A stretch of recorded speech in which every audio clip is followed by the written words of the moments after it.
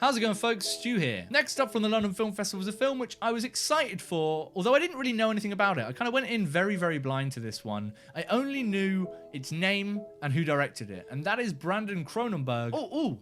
I know that name. Cronenberg. That sounds familiar. That's because David Cronenberg exists. There's a name you know. This one is directed by his son. I believe it's his first big feature film. I may be completely wrong. And it is called Possessor.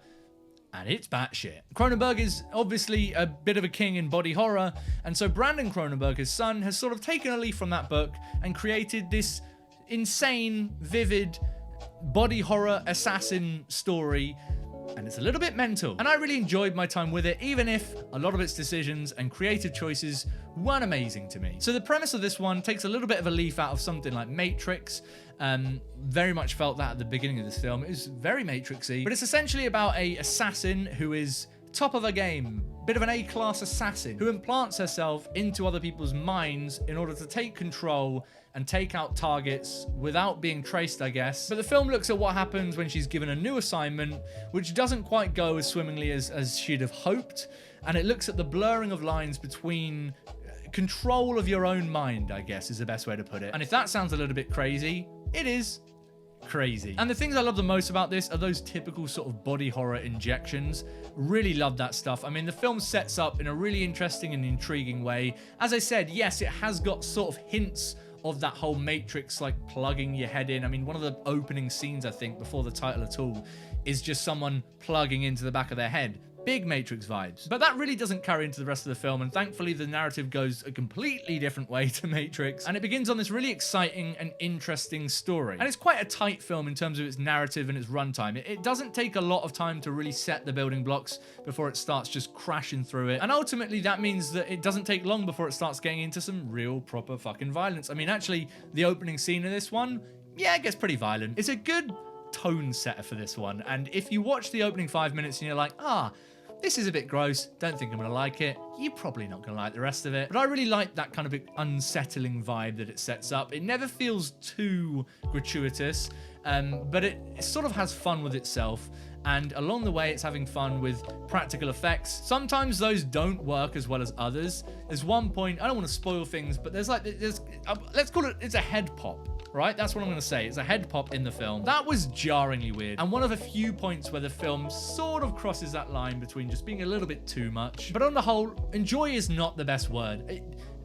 I was captivated by those moments of violence and gore and practical effects, and they often come within these really sort of vivid experimental sequences, and those moments in the film are the ones that I really enjoyed the most. Really colourful sort of flashes and moments and sequences where you start to see these minds of these characters intertwine. And I like seeing the visual interpretation of that very sort of, I mean, it's all happening inside someone's mind, so it's not a literal thing at all. Or is it?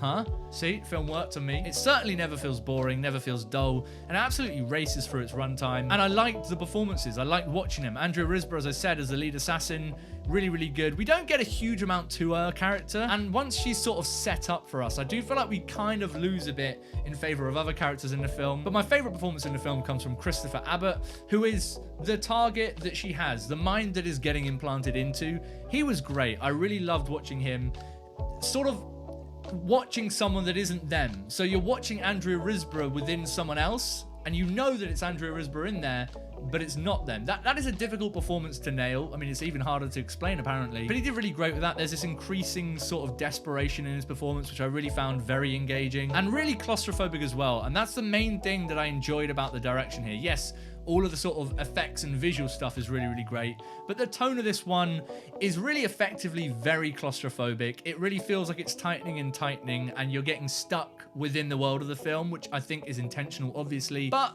the film didn't really end up blowing me away. And I think the first half of this one sets up things which seem like they have a lot more potential to just blow me away than they ended up doing. I think for all of the wild, out there concept that this film sets up, I mean, we're going into someone else's mind and we're looking what happens when that sort of ends up falling apart or meshing or blurring the lines. I mean, that is a wild concept, and it's ripe for some crazy, crazy thematic shit in there. But I don't feel like it ever really goes to the places I want those concepts to go.